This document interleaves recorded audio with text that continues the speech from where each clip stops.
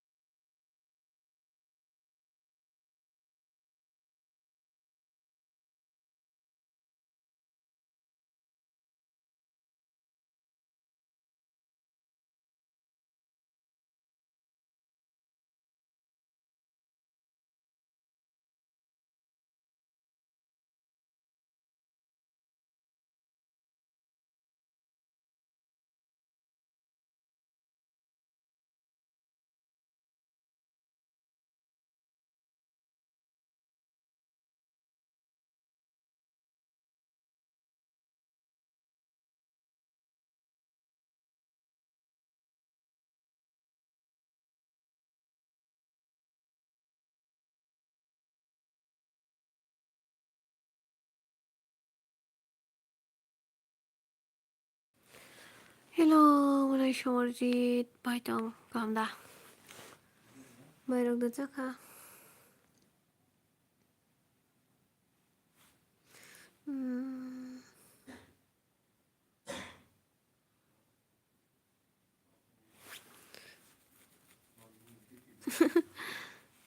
들어.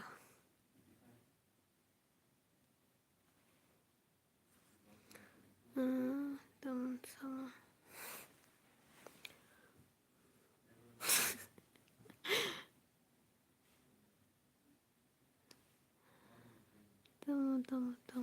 너무 사이럽스.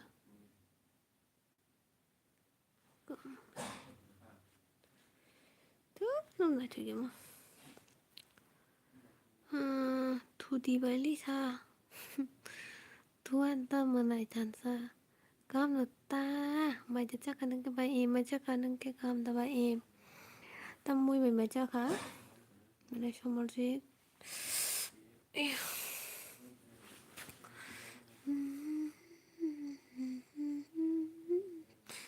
한바이 tâm xong mày chắc sao đi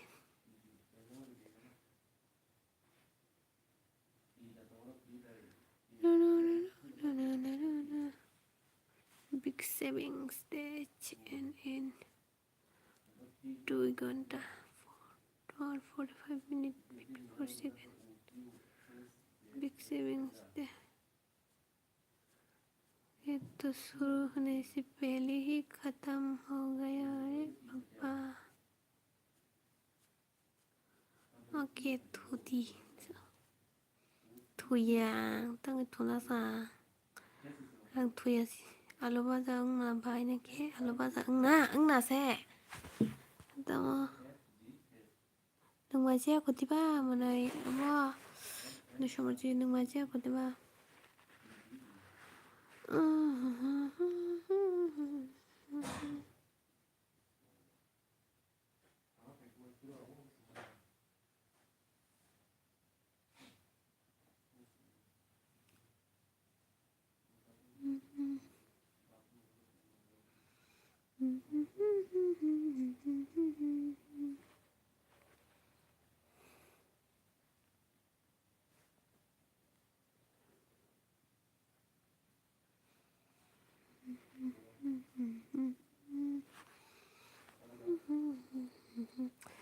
Sao hay pha nó nó bao giờ nó không xong sao phải được xem liền hả nên cái tông bây giờ có sao yang để tóc hắn bây giờ kata mà này xong rồi chị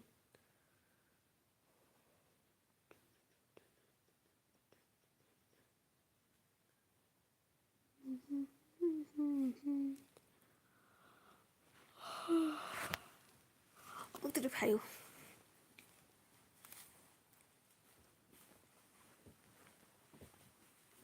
야 cướp cả xong rồi kia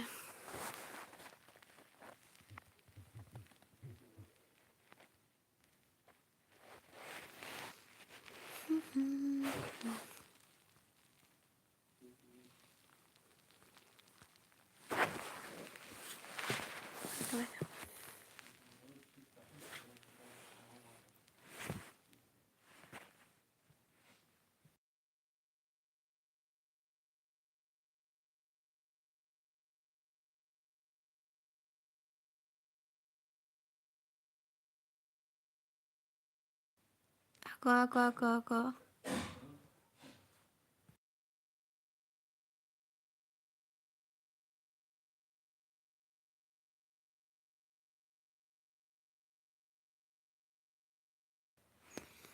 này gì mà này xong rồi chị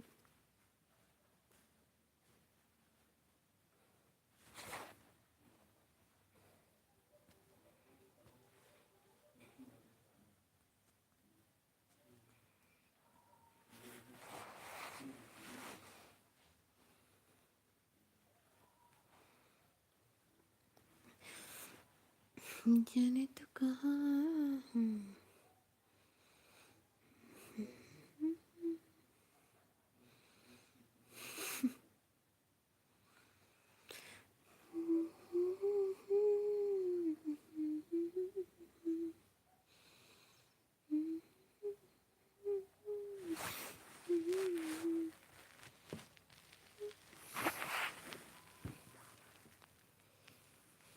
좀 급해요.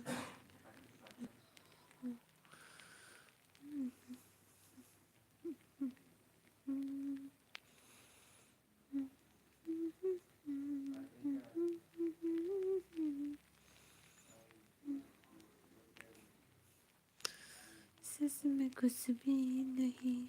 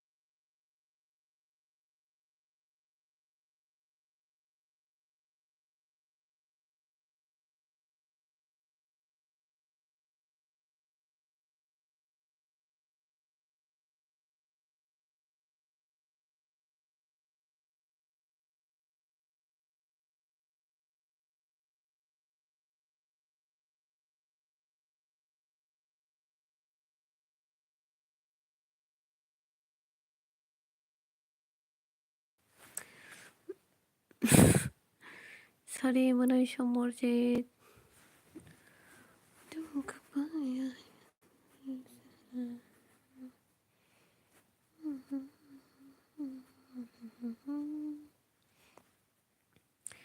Tao nâng video rồi ya sa.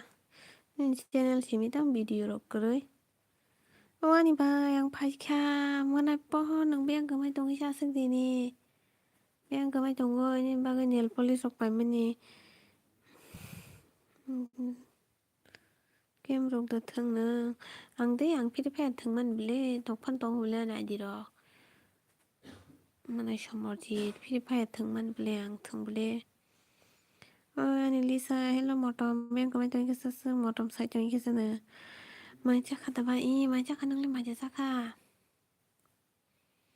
Mai chắc khát sao đi. Motom, biang cái mấy sai là sao? Motom xấu nha. Motom. Motom, biang tang Free Fire ya, cái tam sa. Tam game sa ta. Mobile Legends gì, hiệp lấy thử người ta ăn đòn thử nè. Ăn đòn thử nè bile bo. Ang ngắm lấy thử nhà cái Free Fire thử càng. Chắc khát tao muốn phải chắc khát bơi ăn đáp. Có tóc hơn tay cái bà lọc sạc đừng lẽ ôi giờ nó cảm nó tông cô đã kia bài cho bài cho sắc hà đừng bó về thật cơ đừng bó thừng đi ăn đã ăn thừng nó sẽ được nhà bó ăn ngắp thừng nó sẽ được nhà ta Lakshman nè nè para bisram gonzo ta chào Lakshman nó sắp sakaban para bisram gonzo nơi nhìn para cái miếng sao đi ang hamiasano trobay kasuk len tro nên bài kasuk te nên bài kasuk thử nhà và tiếp thử na thằng nhà ang tin xe mũi cũng mà học lo hay kia pe play phải yo biết thằng tôi ra xuống một đòn mà giờ sao cái một đòn nó là chính số cái liền tâm phải ra một đòn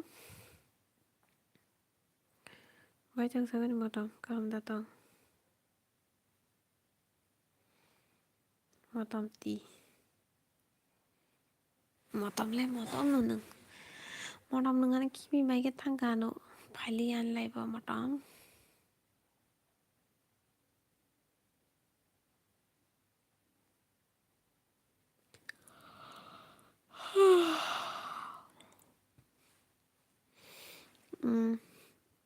ang lên bị cái video đi vô anh channel lo bắt channel bagaimana Aman kerja ni channel lo video kere subscriber sih mi.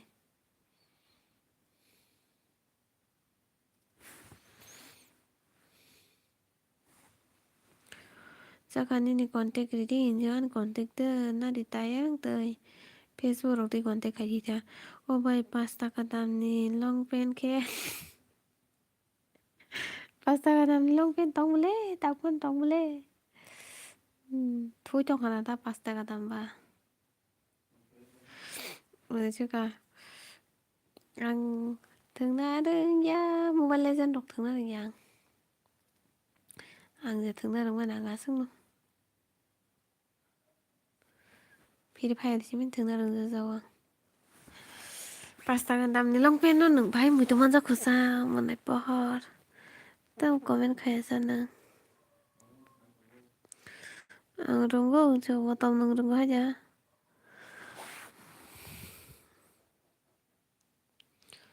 Motom le motom nang.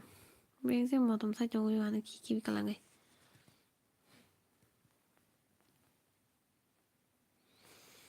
Ane hero utama katuka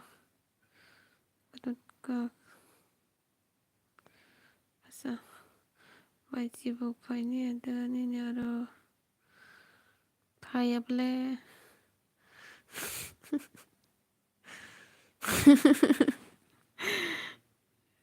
Bethari tu pakai tik. Bethari pakai tik. Ang no insta text kayo no da ko ke mana isya marjit. Ane ba uto no ba tong ble dang ko mo. Insta ni link resak tong. Motom. Email thung lai na da custom. Mobile Legends thung na da po motom. Aya. Tang kesang mo zoro ko yung kapay no. Tunggok diro. Motom boy kini tingela ko siya tunggok diro. Motom masalala na cuman marno. Motom. Ajar tu tipu motom.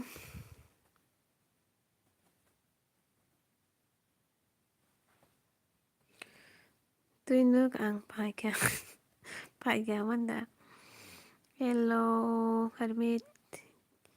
Ki hay siya so ki hay na chuk suble. Hermit hello Hermit. Bai dong sa di mai chaka.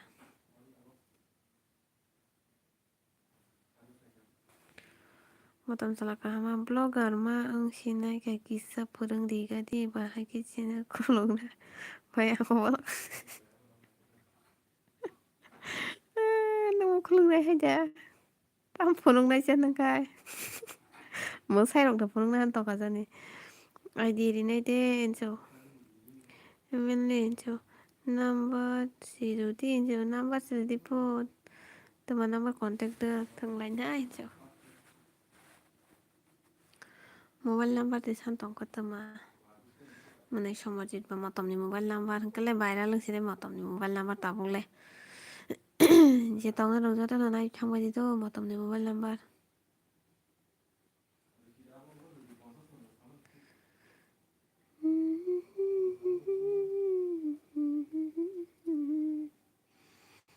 Yes, contact so. Oh. Tale motom ni contact man sine yang wa man sine. Motom ni contact na karena.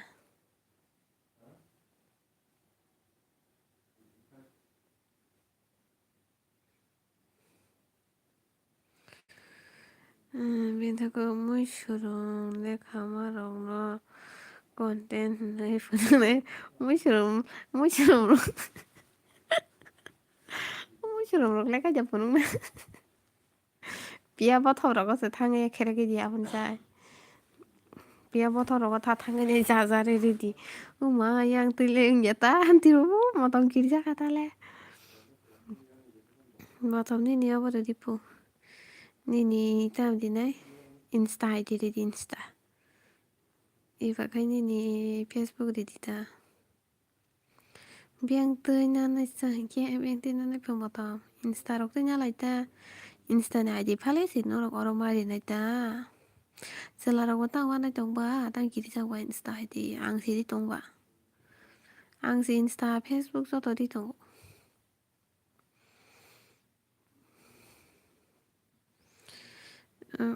Bia bottle 이렇게 벨라이 popular cái bài buổi phụ nữ ra vẫn khá bài về phương giao tế hay đó cái tam phụ nữ trên nửa mỗi chúng chỉ mình lấy cái phụ nữ này cái tao cái sang bao giờ là mà xin cái ba porque đi đó buổi service con ta sẽ lên khá khá rồi mà sẽ học đồng lại cái nó porque đi service con ta xong ra cái trong cái ta bắt ni content cả ham plaza 신자로 하면 되는 게 신자하고 코를 딜로 이런 말을 보는 게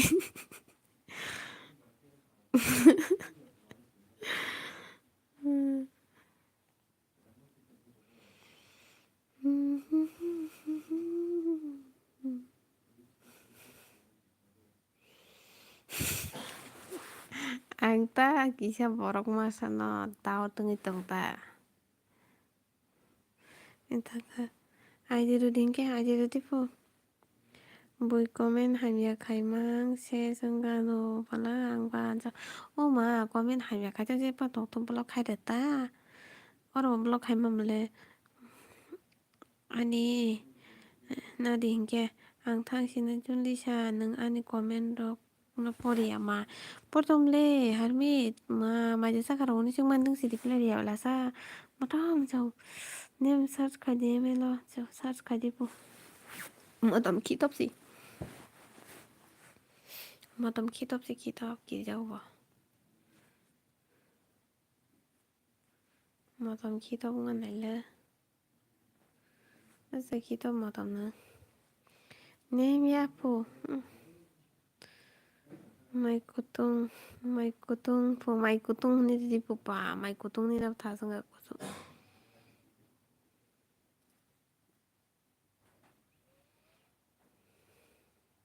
bokro mi mo cho bokro mi po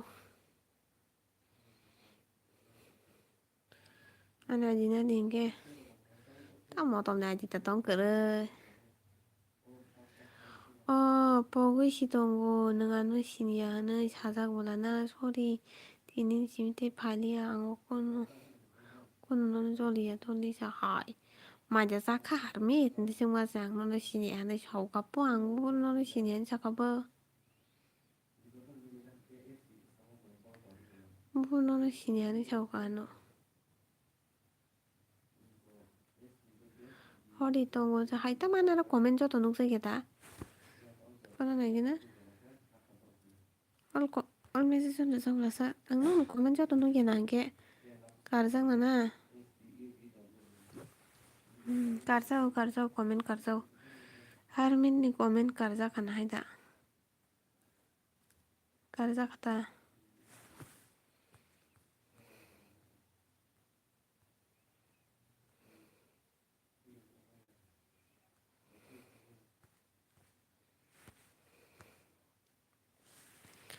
नों साबुनि LBC 사적 नों 무조 खायनायदि 너는 신이 아니자 너가 다 이러고 발견했다 이게 왜 신이 안 사가나다 너는 신이 아니 샤워 뭐 그리 신이 아니 샤워가 안 게너는 너는 할민도 신이 아니 샤워 참 라이브 상 신이 안 잡아 사실 말이야 너는 뭐 그리 안 신이 아니 마사야 골라서 hello một con lời होगी हर तरफ खुशी होगी साथ मेरी मुझको तेरी है मेरी कसम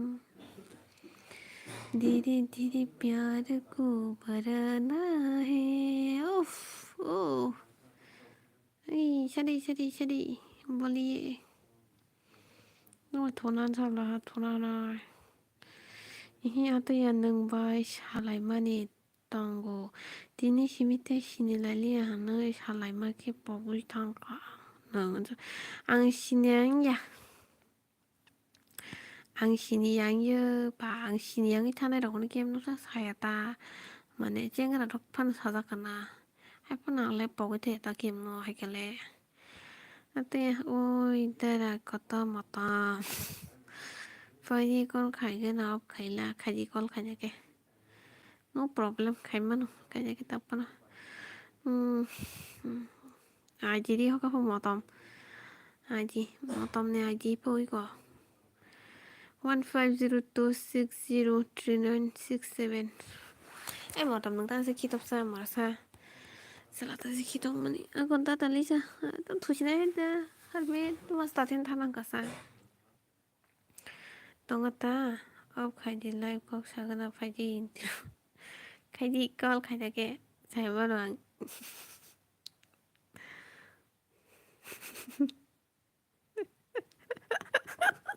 Wagiri Kasa Fatiba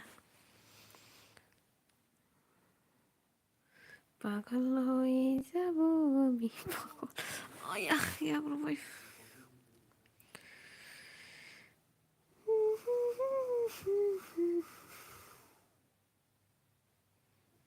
Katiwa Tangnani Shanjang Naika No, I found online the Kalankado, Moratongari being Tananai.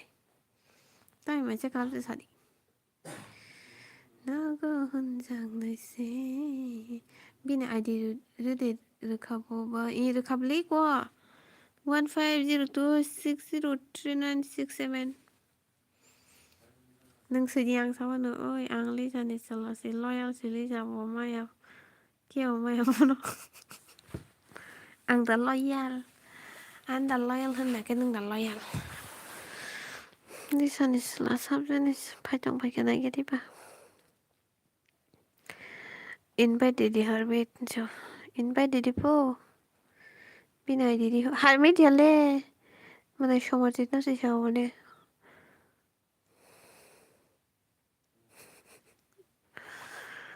Loyal का मतलब क्या होता है एक्सप्लेन कई करना दी लॉयल्टी नहीं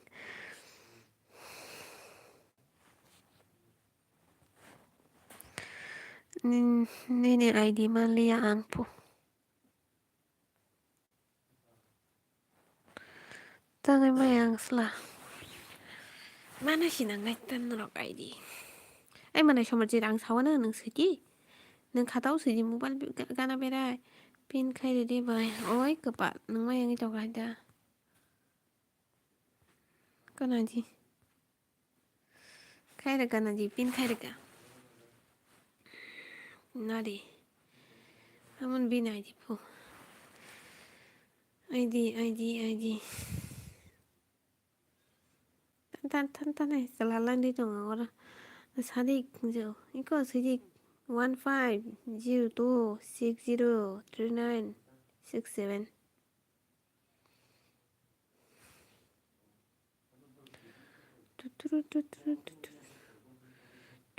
टुकुर देखते हो क्या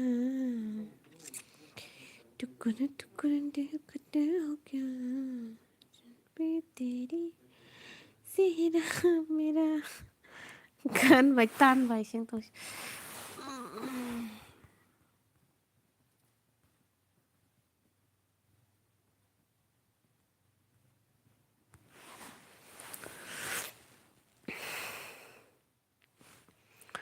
mana stress vậy cái mà này ba ang không phụ nữ nung không phụ nữ ang anh chỉ nó ra liệu phụ nữ mà kia phụ nữ kia ta có nó 설마 그 할머니 돈하는 참을라야 다. 아, 할머니가 돈하는 샤살라. 졸리만이 말이실라봐. 응강강 한사 들어키니. 딱 뭐라 토좀 놀라시네. 응강강 속어. Bữa bộ thường xí xiang lại in bắt khai đi thùng nani mà to nó ra live tới xin lại mà nè tao ta bắt thằng tí game không cái nào mà thường lại đi thằng lại cái bảo cha này rồi đó anh chợ ố cơ bạn anh khi kalau thằng anh yang từng ngày sẽ mà ngapa cái hay gitu maya kayaknya beli tahu maya kayaknya beli maya các dân lúc hàng cái tay các dấu xem nụ thả hay đi sao lì muốn Randy 25 đâu chứ 그봐 사진만 양강래 자들고 근데 한번 더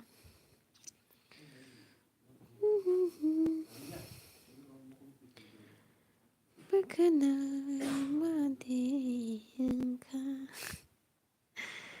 ano no cái tiếng gặp phải nó elvio bài và thắc tị đã có sama ki si bumbu tangai pujiya kum kiyo majora pujiya kum kiyo majora pujiya Lisa Lisa đừng bỏ đó một trong đi hoặc đi anh nói kia mà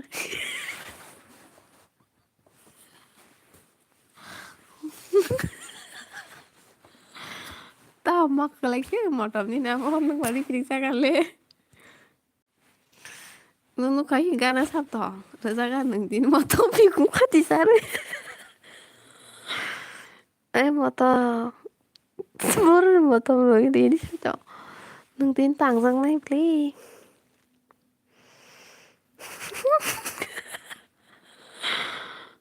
Allah tao Allah Allah đó tao Allah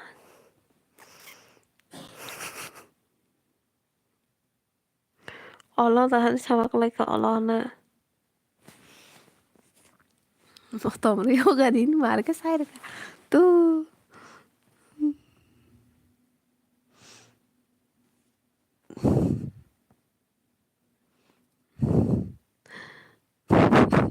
nâng sum motom tay nâng motom nang wana nâng menampak nâng ke se motom runan na pada pium pulnya kan motom bele hello mana Nobita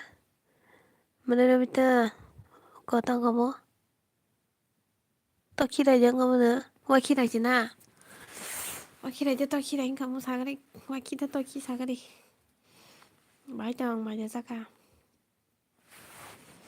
anh qua khi tao khi sao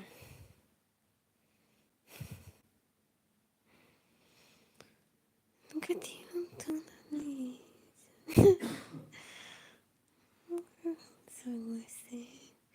Nini thani ang di to ni mani tama kifili ho di matam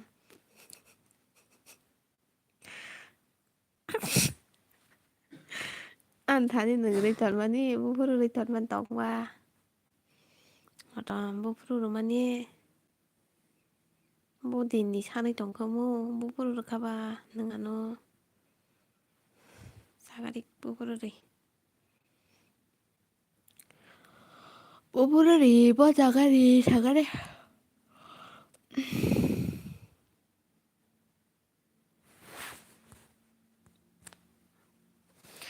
와키라 toki라 nini solo na chị solo ta solo ni kari ora na con cái tông đi solo con nang này nè porque todo lo tông cái đấy खाली दाना 얘기는 또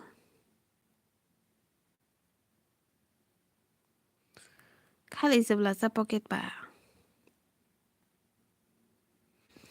와키라이 뭐야 tokirai 뭐야 ini 와키라이 모두 가기나 뭐 나이로비 ke tokirai nâng cái wakirai ta ai wakirai ta mày cho cả sao cái đi waki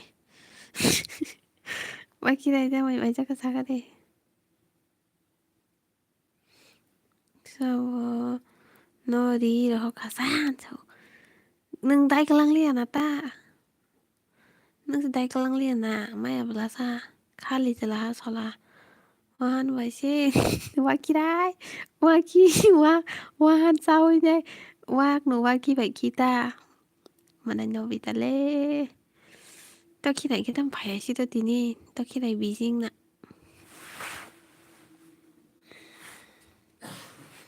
waki vậy tokirai làm gì có thằng cả na 버전 꼭 tanka tak bài cái đó này xem nó sao cái đi nó advance đi mà nó này cái tao nó ta sẽ kịp liền phải nhớ 일단 떡기를 배로 떡기를 이게 bien 카타가 떡기를 이거 이게 세 떡기 와키 아이시 떡기 아이시는 길에 떡기를 감까지 미징도 간 떡기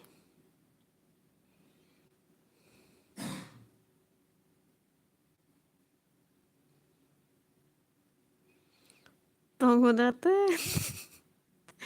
그래 볼래 파일리 떡기 떡기 बस फालिया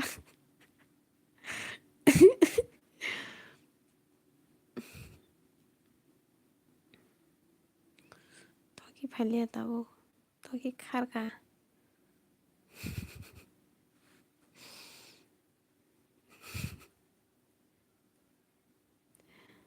mà khi này tôi khi này nếu em một tầm đi tôi còn em một tầm đi tôi còn nó một tầm sát lắc đây đi tôi anh đi sát lắc đây đi tôi còn sẽ này một tầm đi tôi phải cần lên nó mà này xong mà chị ở đi quest rồi còn nè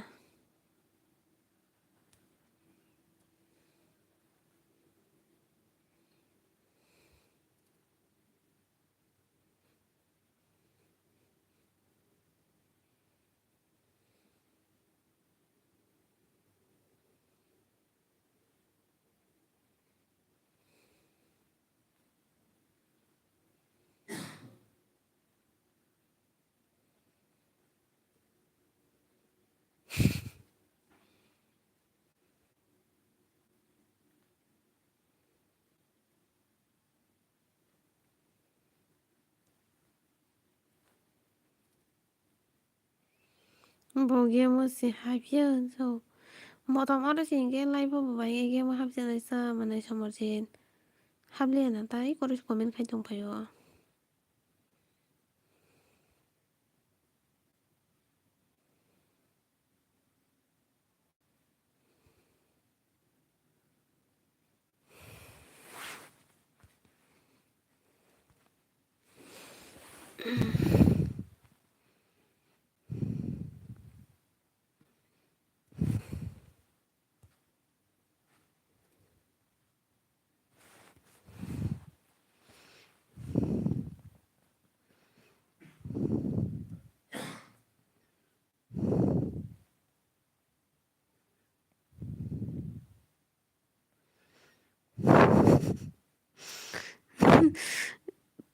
떡이 này bị riêng nè mà mới được xong rồi đó dân 떡이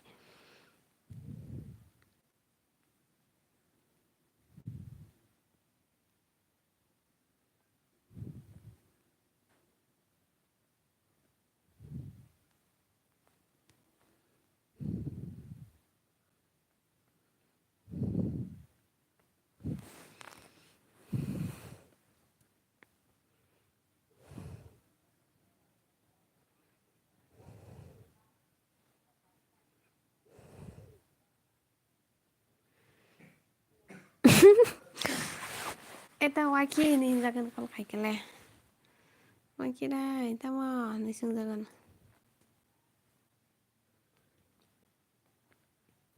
떡이래 배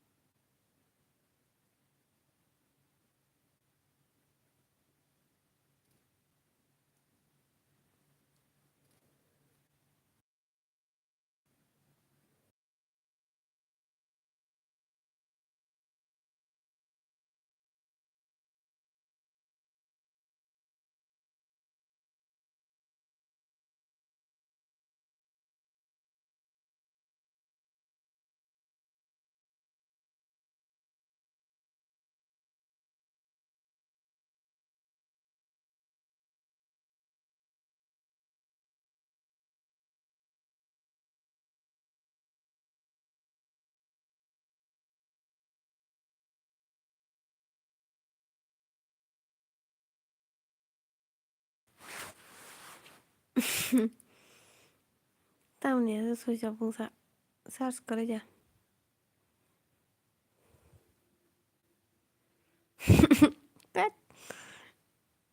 이제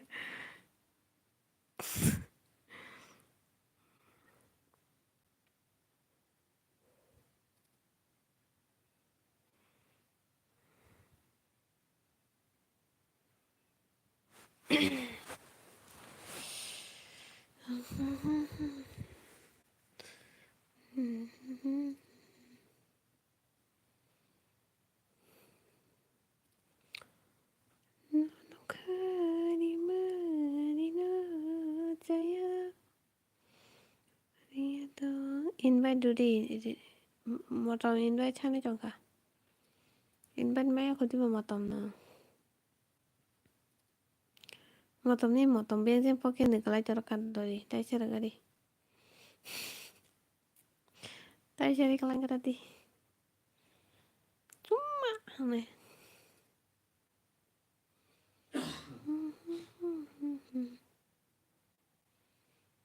con lấy kering luôn nó rất là câu rừng bay mình này nè nó sẽ được câu rừng bay like वो खाने के लिए ला अरे like कर तो like पा मोटम रखन मोटम ले कau mayo pacar रखन pasta निकला का 피라고 그냥 사는 동안은 못 없는 거야.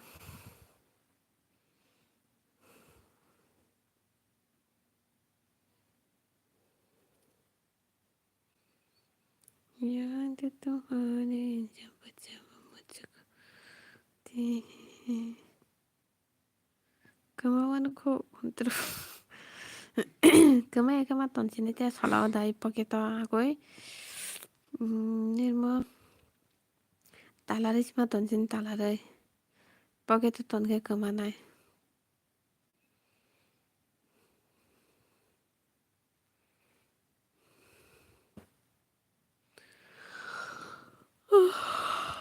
오케이 해가 10 minutes ako tumaso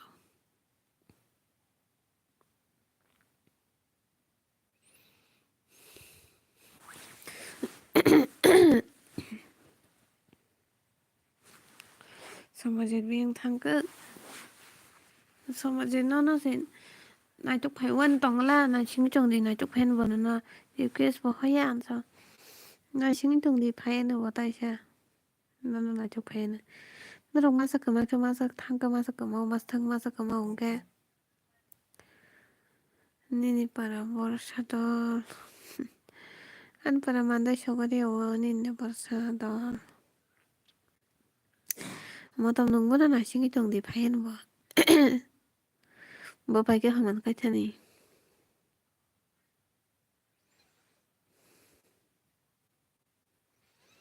먹들이 팔정시 먹들이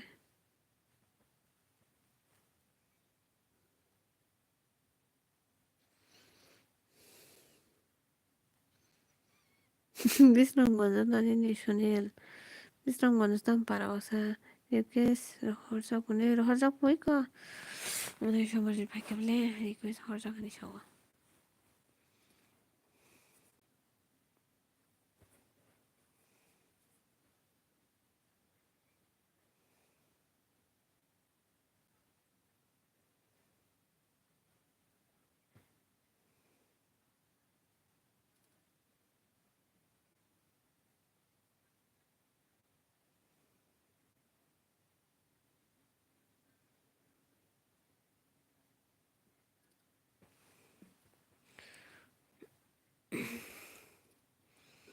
आराम नगर दे टेक्स्टबुक खाइ game textbook खाइजापो बिस्राम गन्स्राम रङमा Ram Nagar they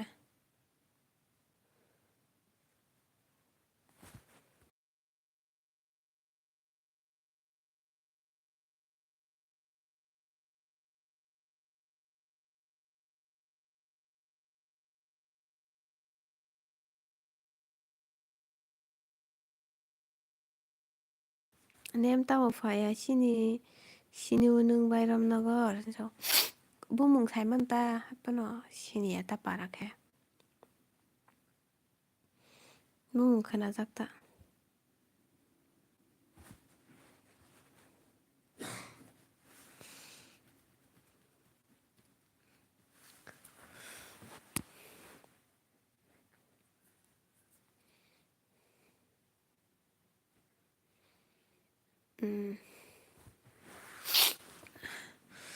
Còn bữa này xong rồi thì chọn dân ghé nên là xong para em bài thang bộ cho mong sabo này to mong sabo này to horsak này chắc giờ horsak bông tao mà game thương ba nâng đó rồi ăn thương ấy có dân gì mà lại xong rồi thì chọn gì thương này Mobile Legend po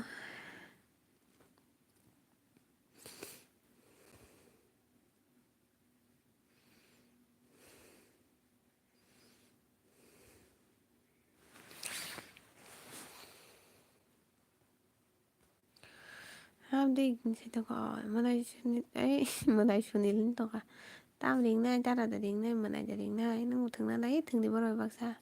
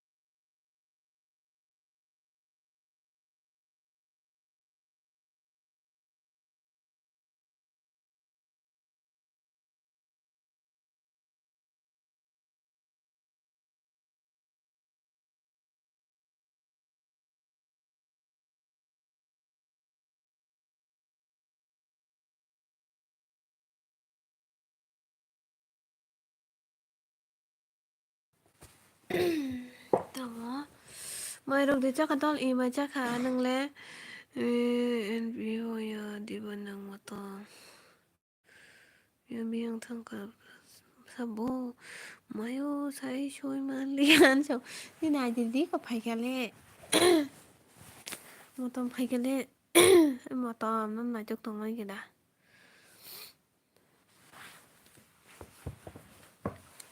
một tầm nó lại chụp tầm phải ai thì sao lại mong được thế này họp ngày lên 어래 버려 그 상만 버리게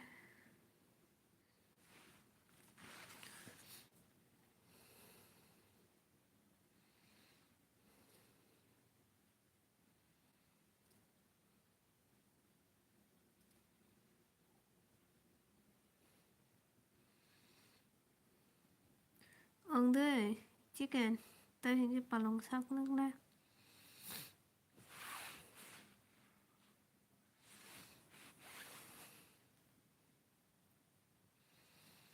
hello मालिक कैसे हो आप अच्छी हूँ मैं आप कैसे हो मेरा जानू सोना मुना है गया भाई chồng của mời mời cho sắp à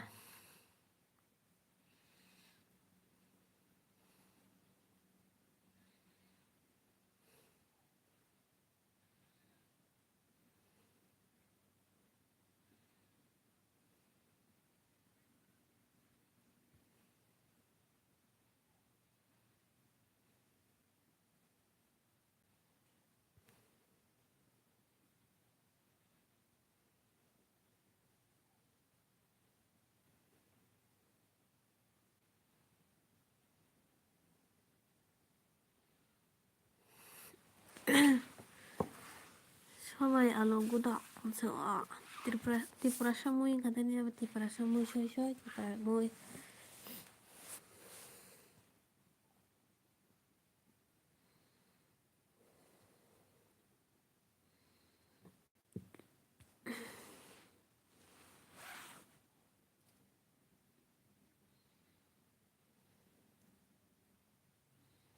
naktan video này đi sai này view naktan ang bayar hall naktaman video rok này sa anh kia wan samui dang này sa terus wan samui itu kan dalta mana sama sih ang tirpra noble tirpra samui nyongka no wan samui candi anai dialog saya semua yang negatif pada semuanya entah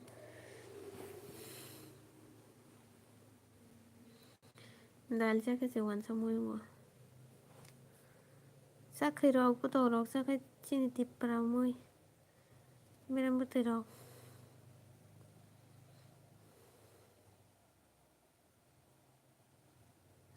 hai thế Debbarma saja hai se Debbarma saja Tirprasa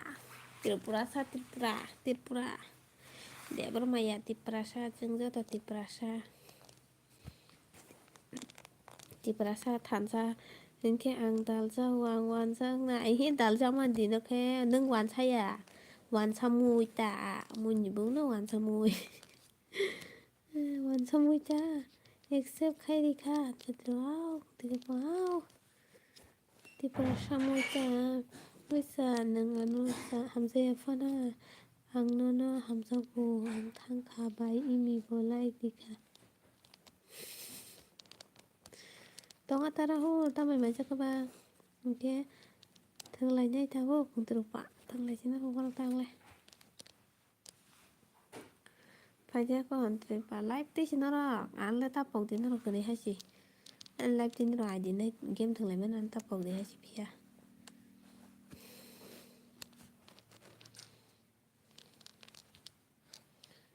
phải chứ còn tí bộ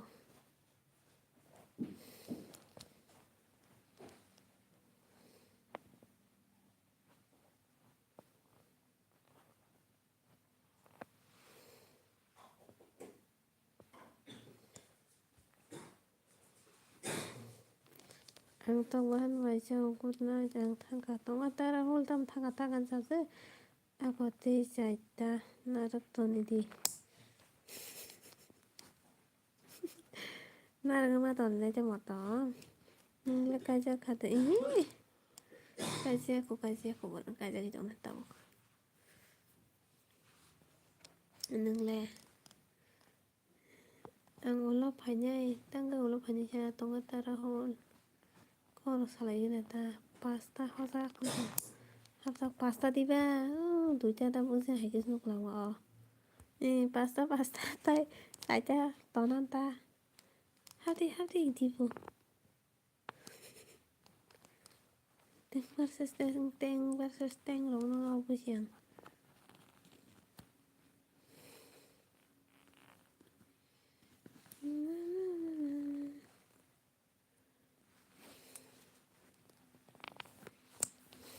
haptik lagi apa yang lagi antap konflik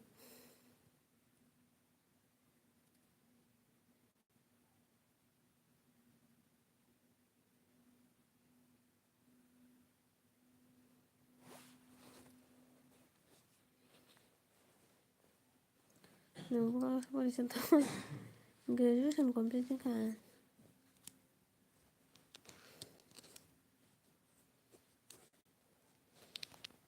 nâng ke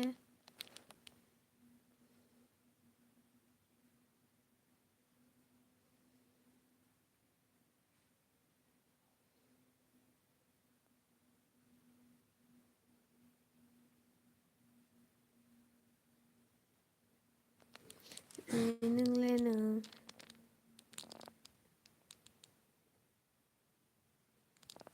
bao giờ có vô tàn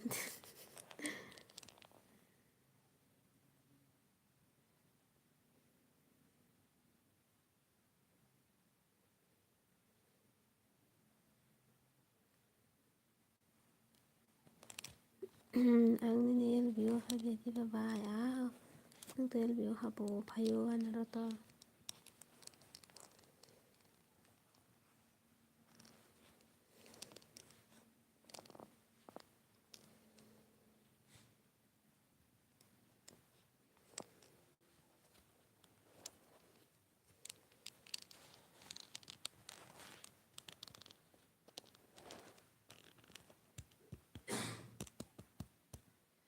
ni elbi no mani login no baka kham ka baka ka hamdan ka han kham de thang ka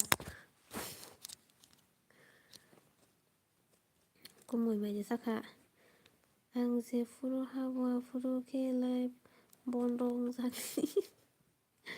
lấy bay phải dân là ta nè một trong này xin được nó này một trong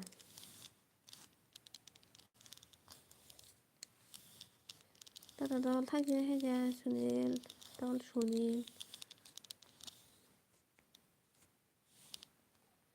một trong tao mình kia mua học cả tới khác cái này cái một trong học cái gì nè là chính cái tôi còn nè giờ nó quay sang hỏi vậy thì tu ăn lên xoay man lý á giờ phải đi hai giờ ấy còn một tuần tiếng tôi cả học cả ta giờ con mà lại cái 필요 phải là vấn đề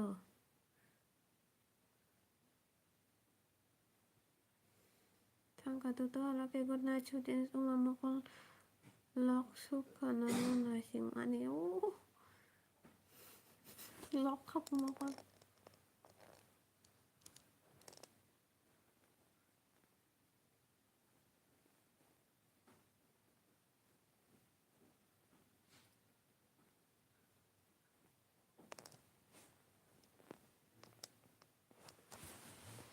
hoặc cả hàng con này chỉ thằng này rồi like rồi khai được ra subscribe rồi khai được đi khai các bạn kỹ sư